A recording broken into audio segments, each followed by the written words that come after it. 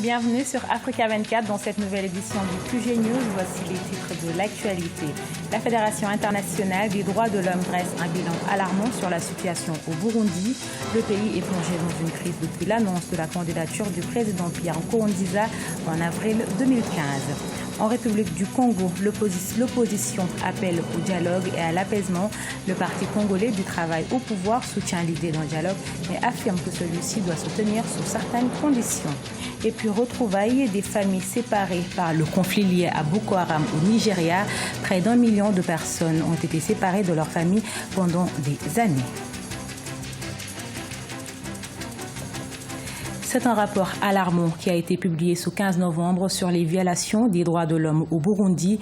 La Fédération internationale des droits de l'homme dénonce plusieurs cas de violence perpétrés à l'encontre des populations civiles ainsi que des exactions extrajudiciaires.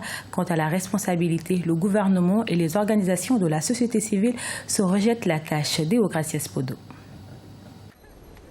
Depuis 2015, la crise sociopolitique qui perdure au Burundi suscite de vives inquiétudes. Pour certains observateurs et notamment du côté de l'Église catholique, un dialogue inclusif serait la solution pour mettre fin à cette crise politique qui a fait plusieurs centaines de victimes et autant de déplacés. Les représentants du gouvernement, les membres de la classe politique et ceux de la société civile se rejettent les responsabilités. Pour le président de la conférence des évêques, des négociations sont nécessaires pour mettre fin à la crise car à l'extérieur du Burundi, les camps de réfugiés ne désemplissent pas. Depuis le début de la crise, on a vu quand même que l'Église catholique s'est beaucoup impliquée. Je ne crois pas vraiment que l'Église catholique, elle seule, avec cet appel, va réussir. Ce conseil de l'Église, c'est une position qui est claire, encouragée et qui nous réconforte en tant que les gens qui sont sous la pression. Il faut que le pouvoir en soi accepte de dialoguer. Il ne faut pas que le pouvoir pointe toujours les gens de l'opposition, les gens opprimés, et que c'est eux qui sont mauvais. Le Burundi est plongé dans une importante crise sociopolitique depuis l'annonce de la candidature du président Nkurunziza en avril 2015. Vainqueur de ce scrutin malgré la controverse et au terme d'une élection boycottée par l'opposition, le chef de l'État est appelé à jouer la carte de l'apaisement. Le pays affiche une santé économique et financière inquiétante, dépendant à près de 50% de l'aide internationale. Bujumbura a écopé de multiples sanctions de la part de ses partenaires qui veulent ainsi maintenir la pression sur le gouvernement. Mais pas si sûr que ces actions fassent plier Bujumbura. Il faut vraiment bien comprendre le message des évêques. Ils ne s'adressent pas au gouvernement parce qu'ils savent bien que le gouvernement a déjà ouvert ses portes, mais plutôt à certains acteurs politiques qui ne répondent pas à ce grand rendez-vous de dialogue interburundais. Alors, il y a un grand mouvement retour qui n'est pas cité et les chiffres qui sont avancés par le HCR sont des chiffres qui sont faux. Mais alors, le Burundi continue à demander à tous les Burundais qui se trouvent à l'extérieur pour qu'ils rentrent, parce que ça reste un sujet de très grande préoccupation, même s'il s'agissait d'un seul Burundais qui serait à l'extérieur. Selon le Haut Commissariat des Nations Unies aux réfugiés, près de 300 000 Burundais ont été contraints de fuir leur pays depuis avril 2015 à cause des violences récurrentes, notamment dans la capitale. Lundi 21 novembre, des membres de la société civile burundaise et des ONG ont tenu une table ronde à Bruxelles. Objectif, discuter de la situation des droits de l'homme au Burundi et exiger une réaction de la part de la communauté internationale. En République du Congo, le collectif des partis politiques de l'opposition appelle le président de la République, Denis Sassou Nguesso, au dialogue et à l'apaisement. Pour le Parti congolais du travail, l'opposition doit préciser l'objet du dialogue qu'elle réclame. Reportage de notre correspondant au Congo-Brazzaville, Deva Ponzo. Le dialogue inclusif est un passage obligé pour sortir le Congo des difficultés actuelles selon le collectif des partis politiques de l'opposition. Ce collectif voudrait obtenir du président de la République, Denis Sassou Nguesso, l'organisation d'un dialogue qui rassemble tous les Congolais qui seraient concernés par cette crise. Que ce soit la crise économique que vit le pays ou la crise politique et la déstabilisation du département du Poul, les Congolais doivent s'asseoir et discuter. C'est en se parlant que nous mettrons fin définitivement à la situation de Poul et que nous construirons des solutions pour les autres pans de la crise congolaise, c'est-à-dire la crise politique, la crise économique, financière et sociale qui plombe actuellement notre pays. Mais pour se parler, il faut deux parties. Il faut que tous les Congolais qui sont intéressés par la situation de Poul, par la situation du Congo de façon générale, puissent s'asseoir et en premier les hommes politiques. C'est là que naissent les problèmes. Pour le collectif des partis de l'opposition, le président de la République, qui a proposé un dialogue pour la Libye, doit en proposer également un pour la sortie de crise dans son pays. Le parti au pouvoir, le Parti congolais du travail, soutient l'idée d'un dialogue, mais affirme que celui-ci ne doit pas se faire sous pression de l'opposition. Par principe, nous sommes d'accord. Mais si aujourd'hui, on veut nous appeler à un dialogue avec le couteau sous la gorge, ça, ce n'est pas bon. Il n'est pas interdit que nous nous asseyons et que nous recherchions des solutions à nos problèmes. Il ne faut pas que l'on appelle le dialogue pour le dialogue, mais il faut appeler le dialogue pour résoudre des vraies questions, des questions capitales qui portent sur le développement de notre pays. Le parti au pouvoir a affirmé que l'opposition a armé Frédéric Binsamo, alias Pasteur Toumi, afin de déstabiliser le département du Poul. Mais cette opposition, qui a déjà nié à plusieurs reprises ne pas connaître le Pasteur Toumi, préconise une solution politique et non militaire à la crise du Poul. Au Zimbabwe, la justice suspend les poursuites contre des vétérans anti-Mugabe. Ils étaient accusés d'avoir sapé l'autorité du président Robert Mugabe en dénonçant ses méthodes dictatoriales.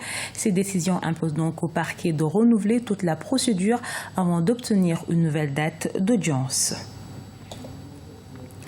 Les familles séparées par le conflit de Boko Haram au Nigeria se retrouvent. Elles étaient près d'1 million de personnes séparées de leur famille pendant des années. En cause, le conflit mené par les insurgés de Boko Haram dans le pays. Un programme des Nations Unies aide maintenant à réunir les parents et les enfants touchés. Birama Saonera.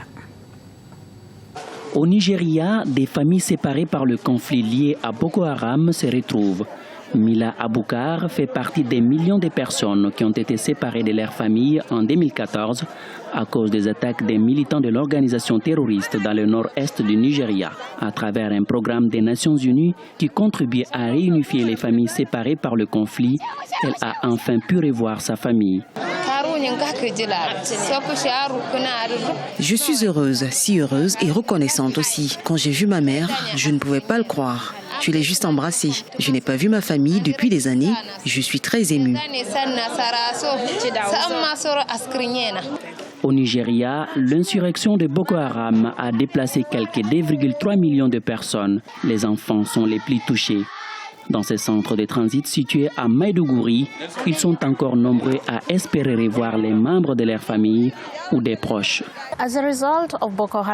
Après le passage de Boko Haram, nous avons pu retrouver 20 000 enfants qui ont été séparés de leur famille. Mais nous espérons encore une augmentation de ce chiffre jusqu'à 32 000 en raison des nouvelles zones libérées. L'armée nigériane a récemment repris plusieurs bastions du groupe Boko Haram. Après plusieurs années passées dans des camps de déplacés, des centaines de Nigérians ont commencé à rentrer chez eux pour reconstruire leur vie.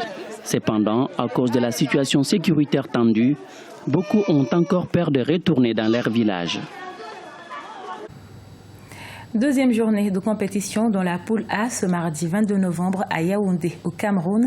4 des 8 équipes qualifiées pour la phase finale de la Coupe d'Afrique des Nations féminines 2016 se sont affrontées au stade Omnisport de Yaoundé.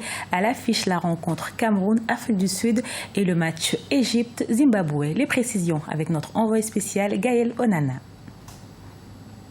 Ce 22 novembre 2016 marquait la deuxième journée de la compétition dans la poule A. Après sa victoire 2-0 contre l'Égypte, le Cameroun, pays organisateur, affrontait l'Afrique du Sud.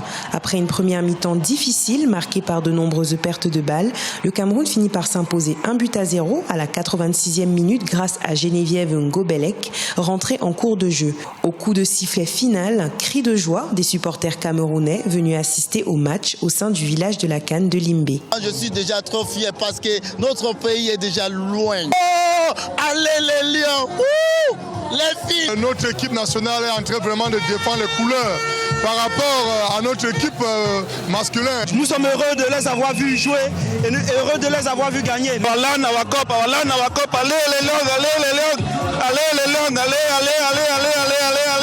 Un match difficile, comme l'a reconnu l'entraîneur Enon Gachou, qui permet tout de même au Cameroun de se qualifier pour les demi-finales. Les rencontres contre la Fédération sont souvent très difficiles. Ça a toujours été les scores, soit des parités, soit...